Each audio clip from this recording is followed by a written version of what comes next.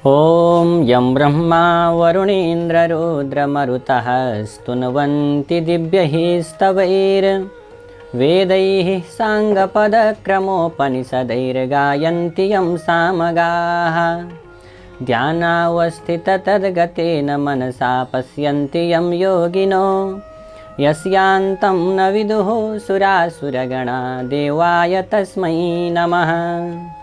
श्रीमच्चन्दनचर्चितोज्ज्वलवपुः शुक्लाम्बरा मल्लिका मालालङ्कृतकुण्डला प्रविलसन्मुक्तावली शोभिता सर्वज्ञाननिदानपुस्तकधरा रुद्राक्षमालाकरा वाग्देवी वदनाम्बुजे वसतु मे त्रैलोक्यमाता चिरम्। मूकं करोति वाचालं पङ्गुं लङ्घयते गिरिं यत्कृपातमहं वन्दे परमानन्दमाधवं। नमो भगवते तस्मै व्यासायामिततेजसे यस्य प्रसादाद् वक्ष्यामि नारायणकथामिमां।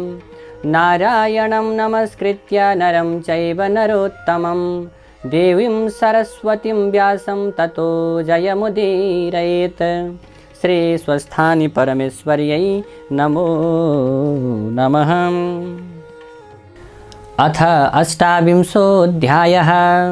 श्री स्वस्थानी व्रतकथा को 28औं अध्यायमा कुमारजीले आज्ञा गर्नुहुन्छ, हे अगस्त्य मुनि ध्यानपूर्वक सुन।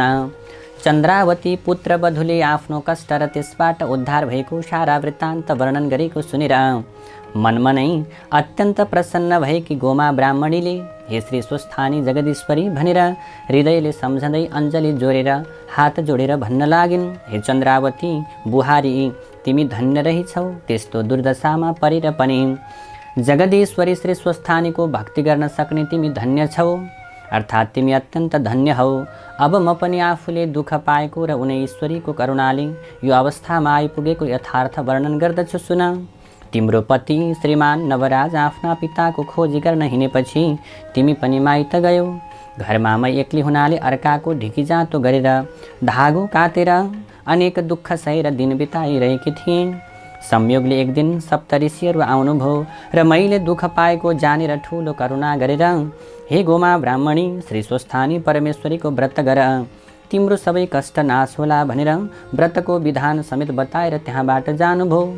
ती ऋषिहरूको आतिथ्य गर्न घरमा केही पनि थिएन र चर्खामा रहेको धागोको पान लिनका निम्ति म गएँ। अनि यस्तै प्रकारले म पान लिएर आउँदा मैले आतिथ्य सत्कार गर्नका निम्ति पान लिएर आउँदा ऋषिहरू गइसकेछन्। उनीहरू बसेको पिरुका मुनि 7वटा सुनका कौडी छाडेर गएका रहेछन् र मैले ती कौडीहरू पाएर त्यही द्रव्यले सबै सामग्री तयार पारेर पौष शुक्ल पूर्णिमाको दिनदेखि श्री स्वस्थानी परमेश्वरीको व्रत प्रारम्भ गरेँ।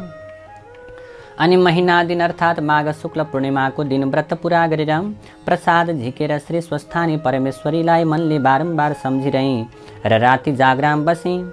श्री ईश्वरीको कृपाले त्यही राति तिम्रो स्वामी नवराज घरमा आइपुग्यो र उसले मलाई बाहिरबाट डाकेको सुने र तत्कालै बाहिर आएर डाकेर भित्र लगेँ। अनि खान पिन दिएर हे नवराज, तेरा पिताको समाचार के छ बाबु? तिम्रो बाबा कहाँ हुनुहुन्छ भनेर सोधेँ र तिम्रो स्वामी नवराजले मलाई भन्यो, हे माता, मेरा पिता भिक्षा माग्न गएका त गण्डकी गङ्गा तटमा पुगेर नित्य पूजा गर्न फलफुल माग्नुभएछ। अनि फलफुल टिप्न वृक्षमा चढ्नु भएको संयोगले त्यो वृक्षको हाँगो भाँचिएर लडेर मृत्यु भएछ पिताजीको। यस्तो नवराजले भनेको सुनेर हे बुहारी मैले शोक गर्न लागेँ। अनि नवराजले मलाई शोक चिन्ता नगर्नुहोस् भनेर बुझाए र हे माता, आज यति रातसम्म नसुतेर अर्थात् यो समयसम्म पनि नसुतेर किन जागराम बसेर अर्थात् जागराम गरेर बसिरहनु भएको भनेर सोद्धा मैले भने, हे बाबु छोरा, हे नवराज, श्री स्वस्थानी परमेश्वरीको व्रत गरी र उनी जगदीश्वरीलाई सम्झेर जागराम रहेकी हुँ भनेर बुझाएँ। अनि प्रातकाल भयो, बिहानको समय भयो र नवराज गण्डकी गङ्गा स्नान गर्न गए। गण्डकी गङ्गाबाट हरिहर भगवान प्रकट भएर, हे नवराज, आज तिम्री माताले श्री स्वस्थानी परमेश्वरीको व्रत गरेकोले हामी अत्यन्त प्रसन्न भयौँ, खुसी भयौँ। लावण्य देशमा राजा छैनन्, हात्तीलाई राजा रोज्न लगाइएको छ, त्यहाँ आउनु, तिमीलाई हामीले अभिषेक दिलाउनेछौँ, राजा हुनेछौ भनेर वरदान दिएर त्यहाँबाट भगवान हरिहर अन्तर्ध्यान हुनुभएछ। र नवराजले घरमा आएर मलाई साराका सारा वृत्तान्त सुनाए। अनि मैले श्री स्वस्थानी परमेश्वरीको प्रसाद दिएर हे छोरा, हे नवराज, हरिहरको वरदानले लावण्य देशको राजा बने भनेर मैले आशीर्वाद दिएर यहाँ पठाएँ र उनै ईश्वरीको कृपाले यो समस्त प्रकारको ऐश्वर्य पाएर हामी सुखी भयौँ, खुसी भयौँ, आनन्दित भयौँ। अब पनि बाँचुन्जेलसम्म सधैँ श्री स्वस्थानी परमेश्वरीको कृपाले यो लोकमा सुख सन्तोष र सम्पत्तिको भोग गरेर परलोकमा परम गति कैलासवास होला। यस्तो उपदेश दिएर आफ्नो बितेको यथार्थ वर्णन गरिसकी। फेरि अरू पनि अर्थ दिन लागिन्। तिमी चन्द्रावती र लावण्यवती दुवै बुहारीले सुन।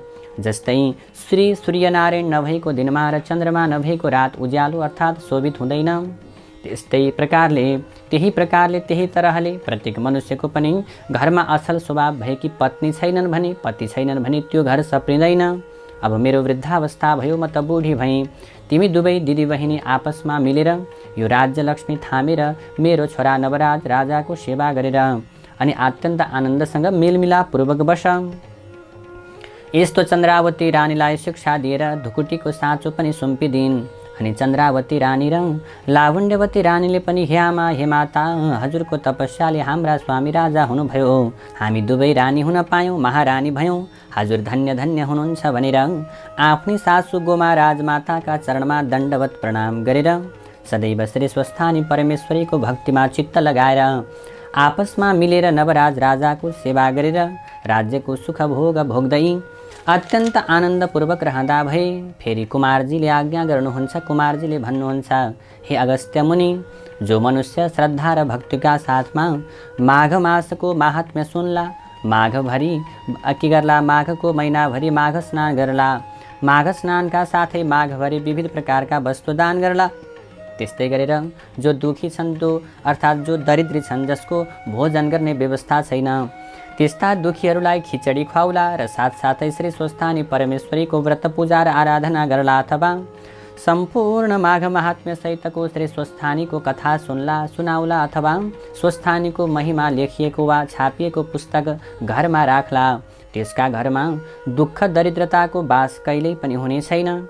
आदित्य आदि सूर्य आदि नवग्रह सदैव प्रसन्न रहनेछन्। अकाल मृत्यु कहिल्यै पनि हुने छैन। भूत प्रेत पिशाच डाकिनी साकिनी बेताल त्रिदोष आदि रोगको भय हुने छैन। चोर डाका शत्रु अग्नि वनका हिंसक जन्तुको भय हुने छैन र त्यस व्यक्तिका ब्रह्महत्यादि अनेक घोर पापहरू नष्ट भएर यो लोकमा सुख शान्ति र सम्पत्तिको भोग गरेर परलोकमा शिवका पार्षद भएर कैलाश पर्वतमा बस्न पाउनेछन्। यति कथा स्कन्द कुमारले अगस्त्य नाम गरेका मुनिलाई यो प्रकारले बारम्बार विविध प्रकारले सुनाउनु भयो। जय जय श्री स्कंद पुराणे केदारखंडे माघ महात्म्ये कुमार अगस्त्य संवादे श्री स्वस्थानी परमेश्वर्या व्रत कथायां गोमा पूर्व वृतांत वर्णनम नाम अष्टाविंशोऽध्यायः। नारायण हरि हरि। भक्तवृन्द, कथाको समापनसँगै आउनुहोस् पुनः पुष्पाञ्जलि गरौँ। ओम उपनयतु मंगलम वह सकल जगन मंगलालयः श्रीमान दिनकर किरण निबोधिता नवनलिन दल निवेक्षणः कृष्णः। काले वर्षतु पर्जन्यः पृथिवी सस्यशालिनी देशोऽयं क्षोभरहितो ब्राह्मणाः सन्तु निर्भयाः। अपुत्राः पुत्रिणः सन्तु पुत्रिणः सन्तु पौत्रिणः निर्धनाः सधनाः सन्तु जीवन्तु शरदां शतं। तत्रैव गंगा यमुना च तत्र गोदावरी सिन्धु सरस्वती च तीर्थानि सर्वाणि वसन्ति तत्र यत्राच्युतोदार कथा प्रसंगः।